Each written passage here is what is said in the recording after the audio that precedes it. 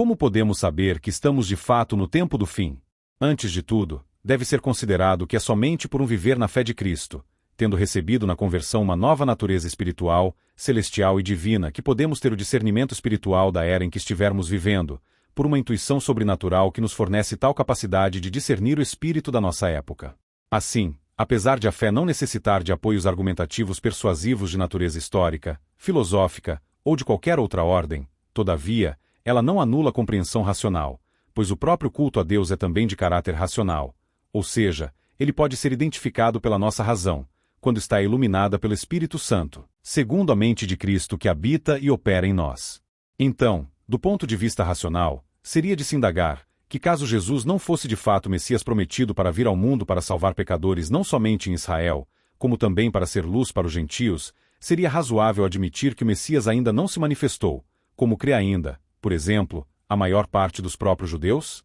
Se assim fosse realmente, bilhões de pessoas em todo o mundo ainda estariam até hoje nas trevas da ignorância e do pecado, sem qualquer possibilidade de libertação pela palavra do Evangelho, e pelo poder do Espírito Santo, cujo derramamento em todas as partes do mundo estava vinculado à manifestação do Messias e sua morte e ressurreição. Mas, há muitas outras evidências e argumentos racionais que comprovam que de fato Jesus se manifestou, conforme afirmam as Escrituras, na plenitude do tempo. Isto pode ser visto, por exemplo, em que o continente americano esteve por muitos séculos, mesmo depois do primeiro advento de Jesus, nas trevas da ignorância do mundo civilizado e cristianizado europeu, no qual o Evangelho havia espalhado suas raízes até os dias da Reforma Protestante, no século XVI, e somente a partir da mesma, ocorreu a civilização do citado continente, e a sua cristianização com o Evangelho da justificação pela exclusiva graça de Deus, e mediante somente a fé em Cristo. Importava que o Evangelho fosse pregado em todo o mundo, antes da segunda vinda de Jesus.